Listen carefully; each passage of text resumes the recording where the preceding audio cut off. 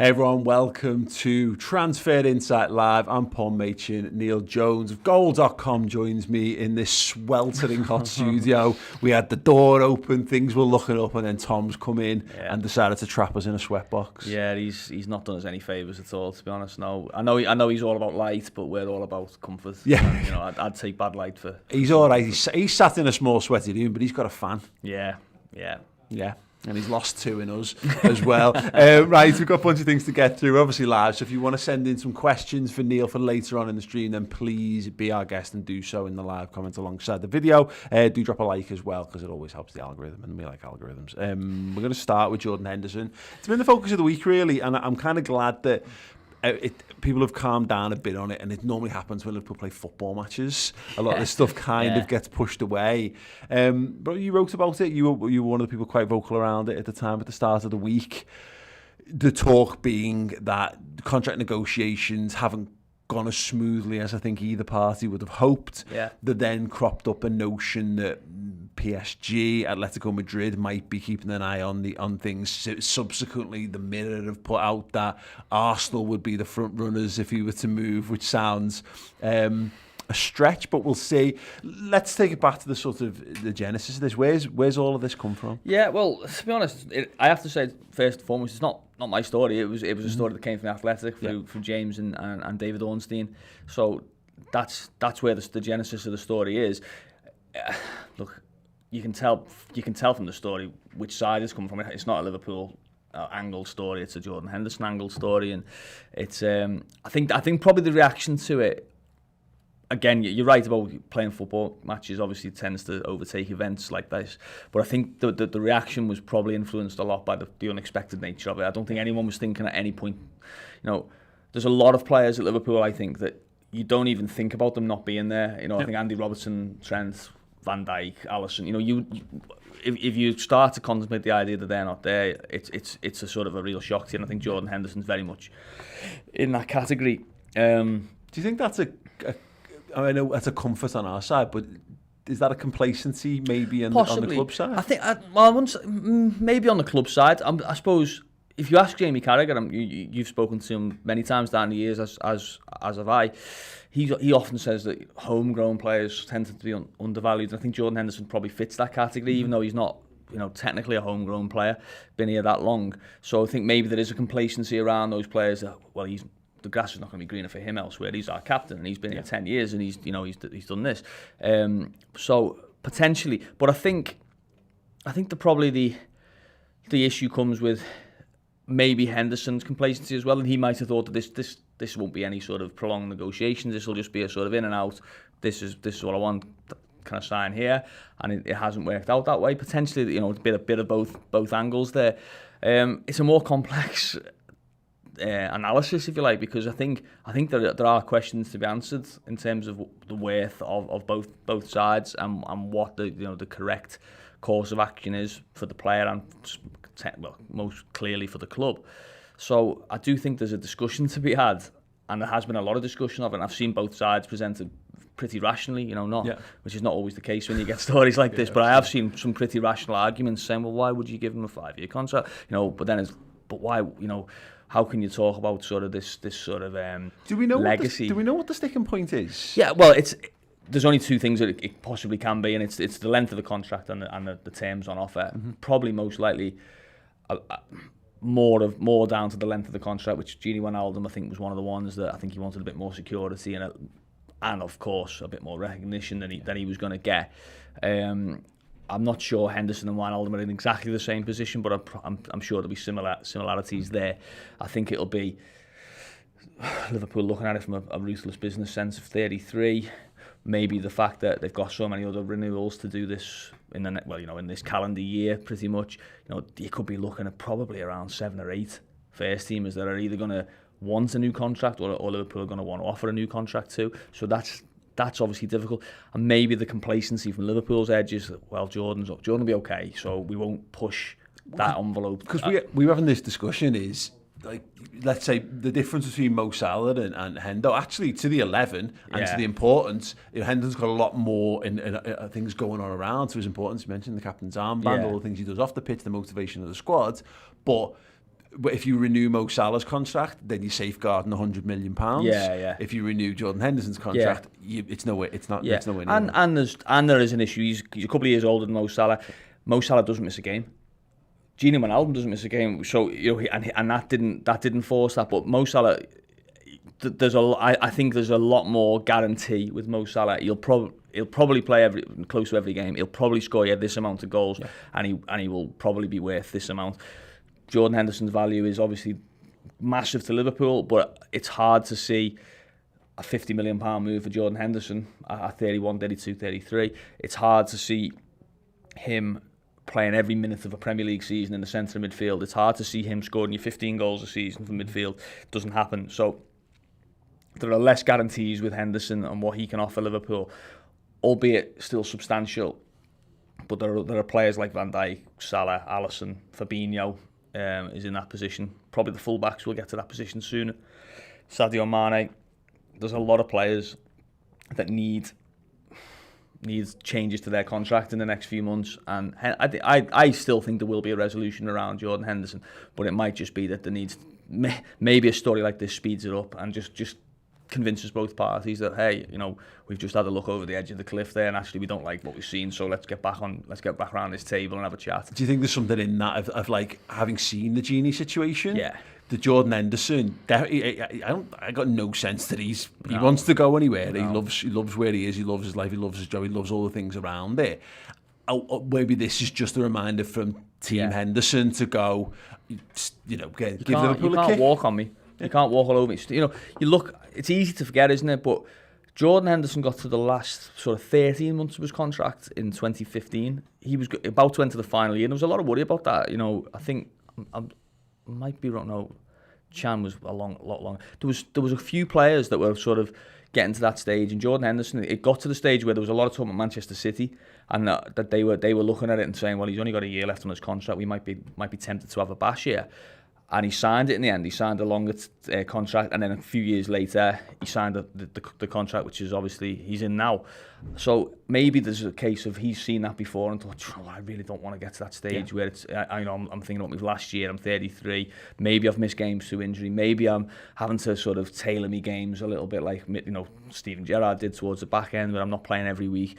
I don't really want to get to that situation and then have the contract issue hanging over me. So can we get this done quickly? And it hasn't happened. And obviously Gerrard's another one that really, it has to be held out. Liverpool allowed Steven Gerrard to leave on a free transfer. The player had a say in it, but really a lot of it came down to what the club did or didn't do in terms of their offer to him. So there is a precedent there of Liverpool allowing an iconic captain to walk away.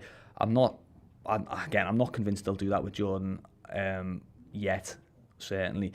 And I still think there's probably a lot of room and a lot of dialogue to be had there and a resolution to be found. You just got to look. I mean, he was putting a picture out on Instagram from doing some warm weather training, and it's just filled with people going, stay, don't leave. You know what I mean? You look. I mean, look, we've got this on the table here. I mean, I'm not plugging that, but thanks, Neil. But we have got that on the table. You look at the fuss Liverpool made around that themselves. Obviously you guys did a great job with the documentary, but Liverpool did a lot themselves. Yeah. There was a lot of fanfare around it. It's a year today. All the pictures of them lifting the Premier League trophy and now the iconic images.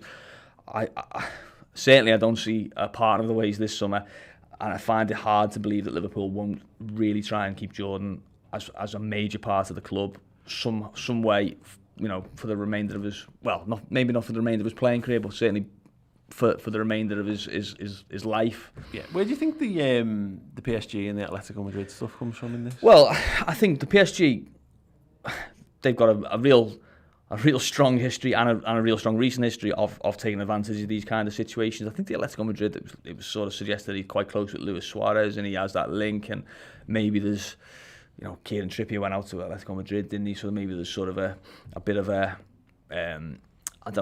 good vibes coming back from about that club and what it's like, and obviously it's a great city, isn't it? So I think there might be that kind of element, but I think the PSG wants Emerson Pochettino, and I think that he's a massive fan of Henderson. I've actually heard him in press conferences state when he was Tottenham manager how much of an admirer he was of the player. So I think that's where that comes from, and the fact that PSG's model allows for them to sneak in, spend money on 30-year-old players plus, and players who have maybe not been able to convince other big clubs to give them contracts. You know, Sergio Ramos being a great example. You know, I think the back. Gini Wijnaldum. Yeah, Gini Wijnaldum and Herrera from Manchester United. You know, there's a lot of examples of that. Juventus are pretty much, you know, a little bit of have been similar to that in the past as well. Yeah, no, it's interesting, and the Arsenal stuff. I mean, I hadn't heard that, to be honest. No, and I saw, you see PSG and Atletico, and you go, yeah, well, you know what? Part of me would be like, if he wanted to go and try that, I wouldn't want to see him leave, but I could go. Okay, well, that's an enticing prospect. But it's like, it's better than Arsenal. Yeah. Like, I mean, you can talk about a new challenge, and you can believe it when you see that. But I mean, that's a challenge and a half, isn't it? Going, you know, I don't see fun in the worst European competitions. I don't see Jordan Henderson going and playing for another English club. Yeah. Personally, unless it's like Sunderland down the years, you know, when he's back end and he's going into manager, or he's thinking of whatever at the very end of his career. I don't see Jordan Henderson playing in the Premier League for anyone. Certainly not Arsenal. Yeah, no, I completely agree on that. It's actually James Walmsley here with the comment saying, I can understand if you're him, you'll get a much bigger move at 31 to a good Champions League club compared to if you're 33. Maybe you're looking at Italy or a mid-table Premier League club by that point. And again, that's a good point. That's the point where his negotiating position doesn't get easier from here. Yeah, this is his last big chance to make a big thing before he's seen as being an upsetter. You know, he's not rocking the boat and he's not being a gobshite about it. You know, and it's not dead close that all the pressure ramps up. Yeah. Everyone can look at it and go, we've still got 2 seasons left on his contract. Exactly. But you've also got, and I would counter that by saying, but he's at a Champions League club, and he's at a club that can win the Champions League and can win the Premier League, and he won't just be involved in it, he'll be the figure of it, he'll be the centrepiece of that happening. So I can see, if Liverpool say to him, look, if Liverpool were to say, and I don't think they will, you are not getting a new contract, you know, or if you do, it's a 50% wage cut or whatever it may be. So make your mind up now, we're happy to let you go. Then I can see, then that becomes an option. But I think if Liverpool are saying, well, no, come on, let's talk about this. You've still got 2 years, let's not rush this. We don't, you know, there's no panic here. I don't see many better options for him out there than Liverpool. And, you know, you'd say about his bargaining point gets weaker. It does, but not if he plays every week. Yeah. And Liverpool win.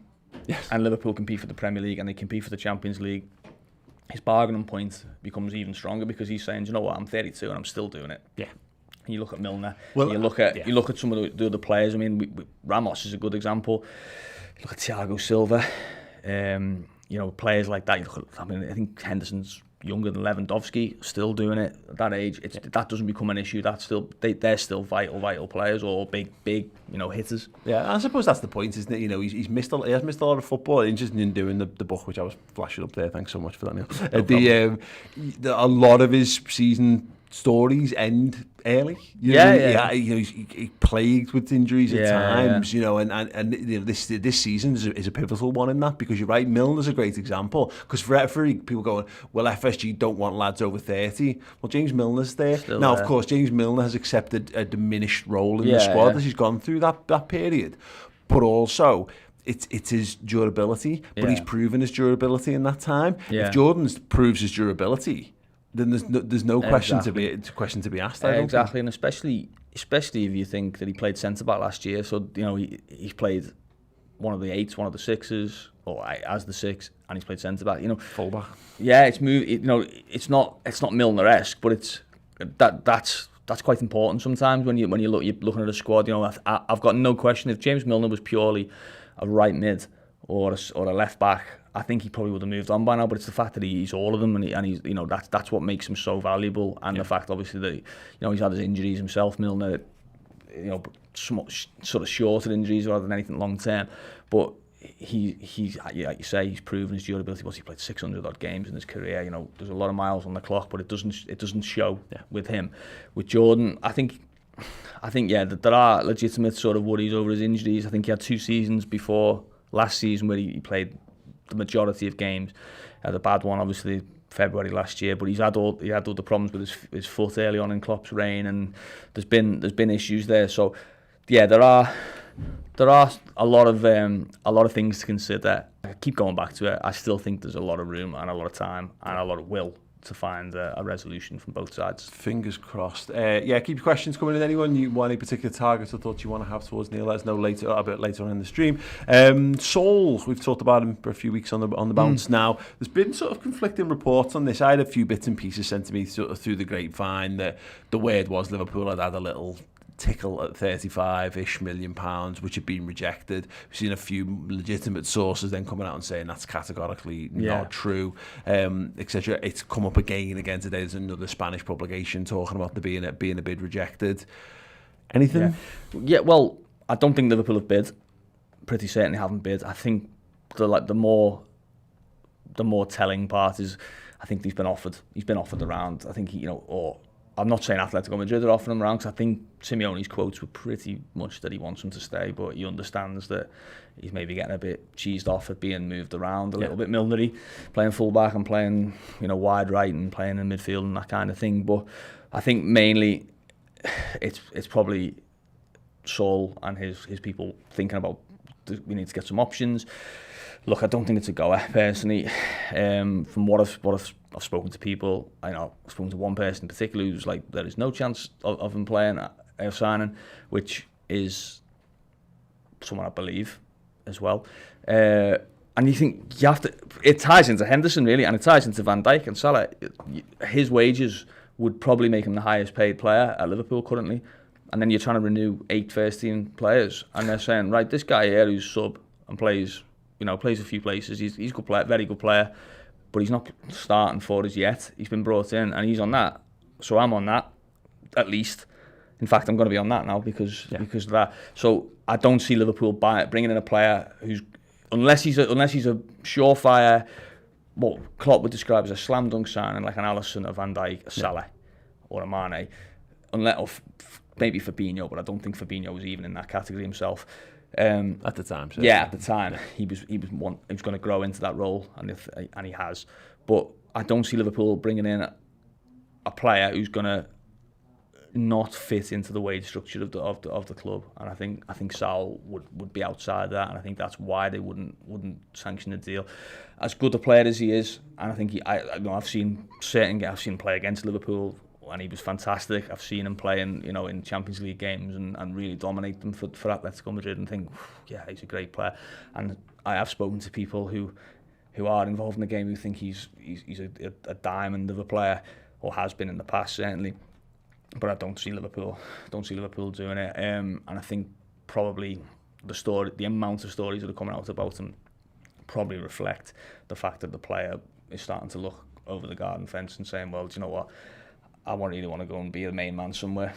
No, which makes perfect sense. And the thing about him is he's that age, isn't he? We're not talking about another 28, 29, 30-year-old, like Thiago. Yeah. You're talking about a guy right there, in his peak. right in the middle of his prime. He's got more good years to come as well. So Liverpool should be having these conversations, should definitely be feeling these out. But you're right, the wage thing is the tricky thing, and people forget that at times. And Spanish wages as well. I mean, generally, as much as the Premier League is the place to be, if you're earning good money in Spain, it's remarkable money. You've read the stories about Griezmann, and obviously Messi, but like you've read stories about salaries at Dembele and people like that are on, and it's eye watering. Even for clubs like Liverpool and Manchester City, sometimes you're like, wow, that's what they can earn at Real Madrid or Atletico or Barcelona. So yeah, there's, I think, to be honest, that from the conversations I've had, that was the main sort of like no chance because of that sort of, I think it was well in advance of £10 million a year, I think would be what he'd be looking for. Yeah. Dylan O'Rourke says, any good news, Neil? Yeah, Liverpool playing Friday, Jota's there this morning giving it the thumbs up. Robertson's there on Friday. Konate's made his debut. There's, Van Dijk and Gomez are getting closer and closer to coming back. Salah and Mane are already there. All like new signings? I just love saying that. Yeah, of course, but yeah, look, the news comes when the news comes, doesn't it? And it's, I don't know. I think pre-season is the one time that it becomes football doesn't matter and signings are all that matters. And Liverpool have already made a pretty good one. I personally, I'm of the opinion that he's going to be a real asset to Liverpool. I can just got a feeling about it. Even the way he's sort of settled into, little things like was an artist, I think, done a drawing of him on Twitter, and he's replying saying, "Oh, I love it," and all that. You know, he's actually like he's sort of he's into the Liverpool thing, and I quite like that about it. And I think he's going to be a real good asset for him. He's got great physical attributes, obviously.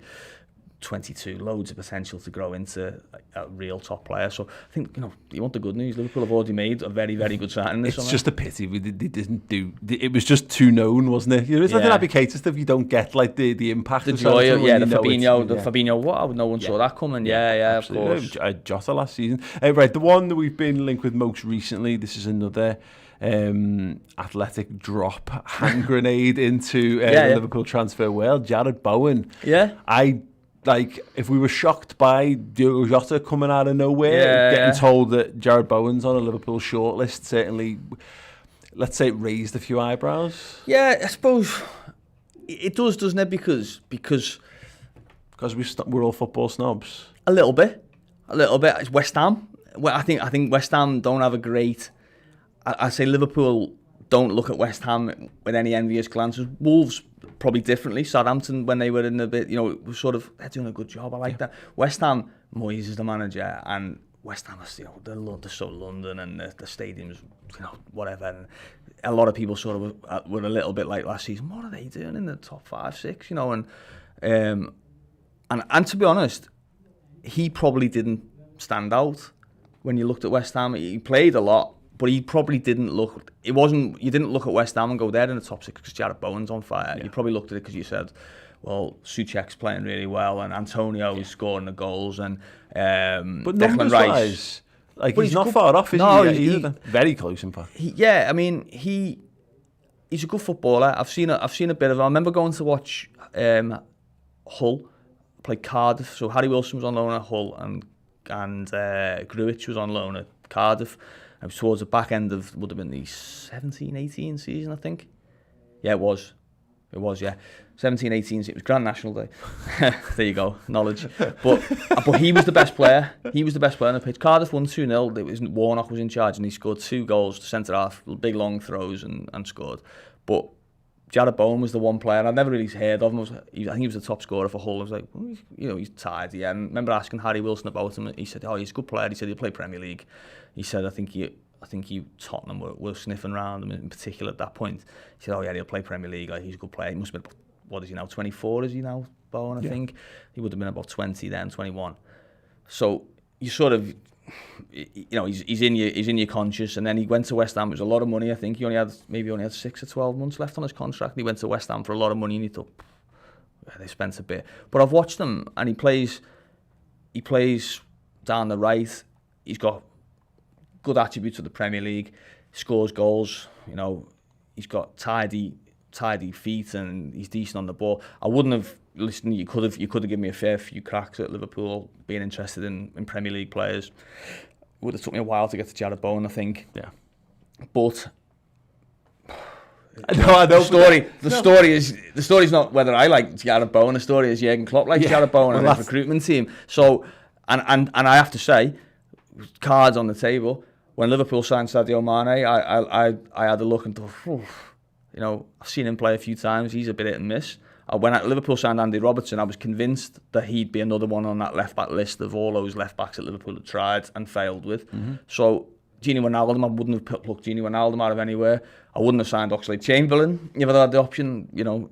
So, for all that, a lot of Liverpool fans have sort of reacted with a little bit of Jarrod Bowen. They probably did the same as me with a lot of those signings as well. So I think the one thing I would always say, and it goes back to the guy there who asked about the good news, is the best news, I think, is that when Liverpool do tend to sign a player, it tends to be a good one. Yeah. You know, Jota, Thiago, Harvey Elliott, you know, looking back, I know Minamino will probably be one that we'll maybe talk about in another part of the show. Mm-hmm. But generally, Liverpool have, whether it's the slam dunks, like I say, the ones who you knew were going to be great, like Van Dijk and Alisson, or the ones who you thought, oh, that's an interesting one, like Robertson and like Wijnaldum, like Jota, I suppose.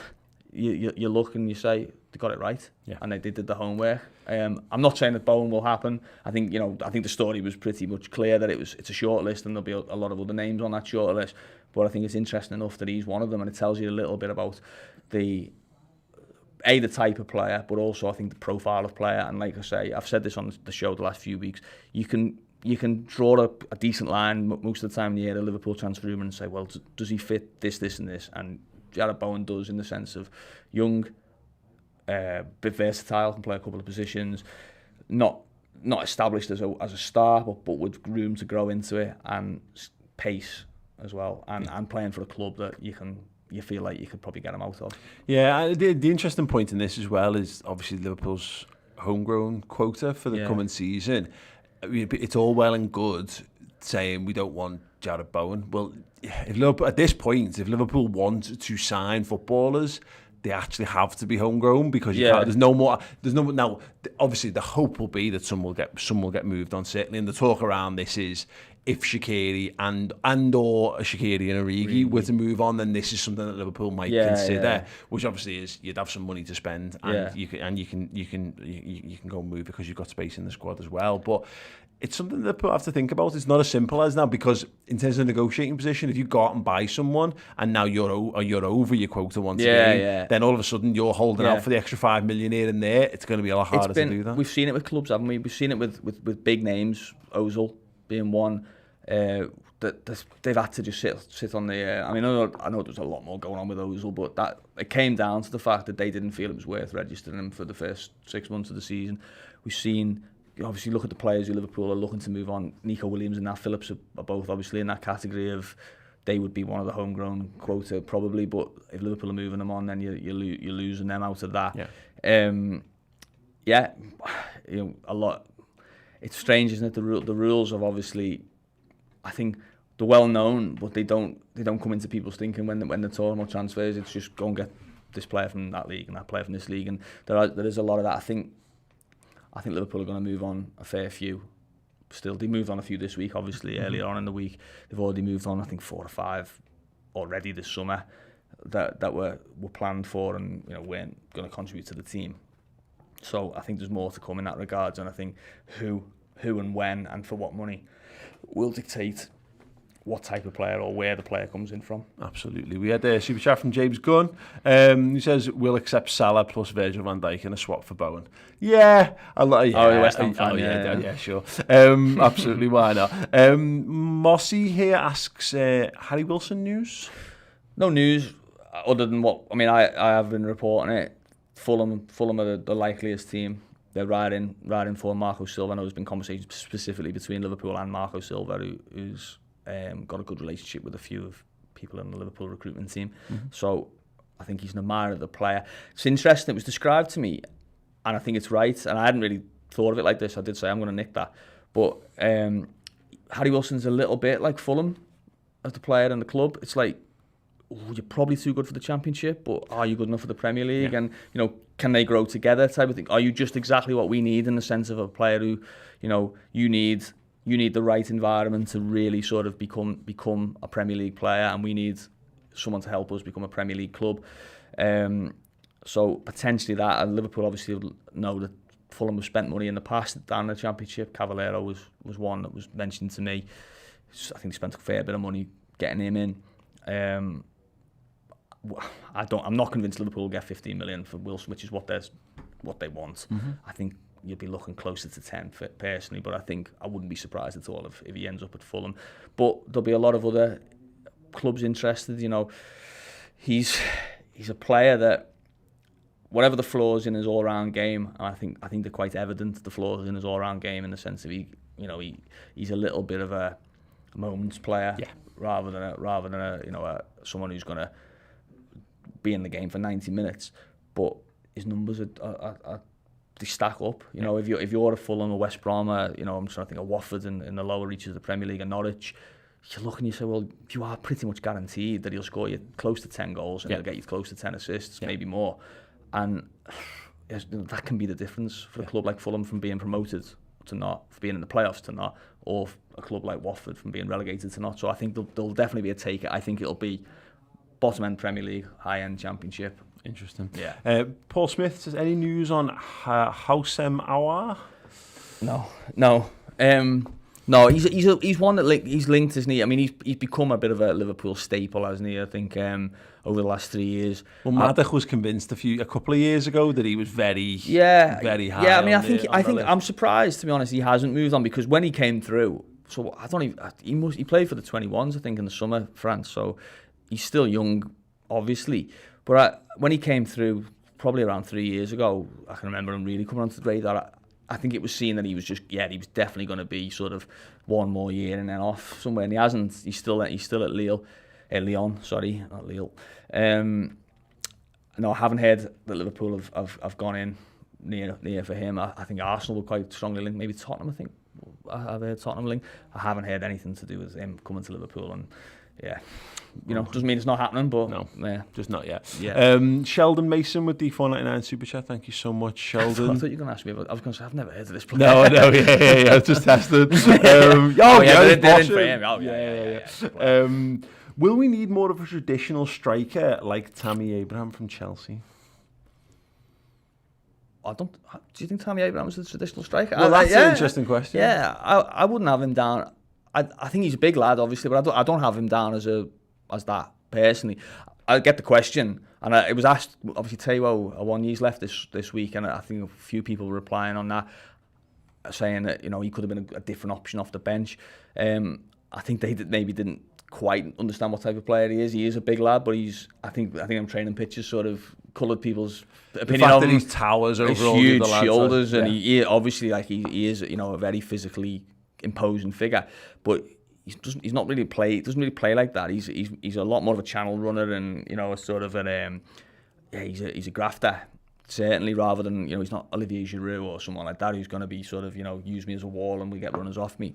But I think there is a legitimate question to ask about whether Liverpool and a lot of clubs, not just Liverpool, would benefit from having that option. But then you think back to Brendan Rodgers' attempts to do that with Benteke and with Ricky Lambert, and it didn't work. And I don't necessarily see Jurgen Klopp going down that route and saying, not admitting, but sort of planning for failure. If planning for my system to fail, and you see with Oxlade-Chamberlain this pre-season, he's clearly getting a chance. I think Oxlade-Chamberlain to show that he can be a forward, if nothing else. I have my doubts about it, and I think a lot of people will as well. But that shows you, I think, what Liverpool's thinking is it's just Firmino again. Yeah. You've got to be like Firmino. It's not we want to go diametrically opposed to him. We want to get some fella who's going to stand in the penalty area and flick things on. You're going to have to do the Firmino things as well. Or if you do, there's probably a limited number of players on the planet that you would change for, and they're the generational ones. Yeah. So if Kylian Mbappe requires you to change your system, you change your system because you've got Kylian Mbappe and Erling Haaland. Exactly. Yeah, probably not for Tammy Abraham. No, although you'll get a move on. I think Arsenal have been quite strongly linked with Abraham, but I'm not. I can completely see the argument, and there's a lot of times when I watch Liverpool and I think, just have Aguero there for that 6-yard box tapping, them scruffy goals. A lot of times, but I just don't see Liverpool going down that route because I think they ask all of their players, never mind all of their forwards, but in particular their number 9, to do so much in the general build-up. I don't think they can quite countenance that idea of having, a penalty, a fella standing still. Yeah, and there's people if we've had players float throughout the club in Klopp's reign who at the time we thought they'll do that. Yeah, we'll go back to Christian Benteke. Was a Liverpool player. We used to dominate us, when he was at Aston Villa. Now, obviously, it was pre-Achilles injury when he was at Villa, and I think it just took a little bit away from him when he finally got to us, of course. But even Dominic Solanke, tall, Divock's there as well, who's not an archetypal target man. He's a penalty box player, isn't he? And I think if Danny Ings had gone on loan to Southampton for 2 years, I think Liverpool could have found a good use for Danny Ings now or last season or whatever, but it was never going to happen. He had to go and play football. He was no use to Liverpool, having been out for 2.5 years. He had to go and play football and rediscover that sort of rhythm of it. And by the time he's done that, he's not a Liverpool player anymore, obviously. So I think it's difficult. It's difficult to find that, and we've talked about it in the past about how do you replace players that play every week. you know, because the players who are good enough to do it aren't available, and the ones who might be good enough have that doubt of, do I want to go and be back up to Andy Robertson at left back, or Harry Kane as a forward, or whoever. Yeah. So it's a tough one to get, but to answer the question, no, I do take the point, but I don't see Liverpool going down that route of a traditional number 9. It's funny how it goes from we really want fans really wanting something becomes it's something that Liverpool need, which becomes Liverpool therefore must be targeting. And I mean, again, it's a good point. When was the last time Liverpool had a solid link to a anything even remotely like a traditional number 9? Yeah. Doesn't happen. Timo Werner, can play number 9, but it's not a out and out number 9. Ismail Assar, you know, there's a lot of other a lot of players that Liverpool have been linked with, and we know that they are in or have, you know, admire or have interest in. They all have something in common, and it's usually that they can play wide or central. Yeah, absolutely. Big shout to the Red Sea podcast guys who are in the comments as well. Do make sure you go and subscribe to their new YouTube channel. Brilliant. They were on the Reds Transfer Roundup show with us yesterday, which is streaming on the redmentv.com, which is where Transfer Insight Extra will be later on today. Me and Neil are going to carry on the chat. We're going to talk about a few other bits and pieces and hopefully answer a few more of the questions. You mentioned Oxlade-Chamberlain there, Harvey Elliott, the players that have moved on, Taiwo Grujic, maybe Shaqiri, Origi, Nat Phillips, and a few other bits and pieces as well. So yes, thank you so much for joining us live for that. Thank you so much for joining us in the comments. And if you enjoyed it, do drop a like. We've got a fantastic competition as a little enticer. If you want to come over and join us on the redmentv.com. If you join us as a Club Legend subscriber, there's a chance to win a signed Jordan Henderson print and another couple of amazing prizes. Here's some more info on that, and we'll be back with more Transfer Insight next week. Hey guys, Mate here. We have got a fantastic set of competition prizes for you this month. 3 amazing things up for grabs, and all you've got to do is become or upgrade to Club Legend tier subscription on the redmentv.com. We have got a signed Jordan Henderson Player of the Year print for you. We have got a set of the beers of Anfield Road beer mat, and we've got a fantastic pin badge collection as well. If you want to be in with a chance of winning one of those 3 brilliant prizes, then yes, head over to the redmentv.com and either become a subscriber over there at Club Legend tier or upgrade your existing subscription to that. And if you're an existing member, then you're automatically entered, and that is absolutely fantastic. Yes, not only that, you get a whole heap of amazing bonuses and extra bits and pieces for you as well, such as free merchandise, discounted merchandise, and the return of live Redmen TV events. We're going to be doing discounts and free tickets on those, as well as a whole host of other things. Check them out on the redmentv.com.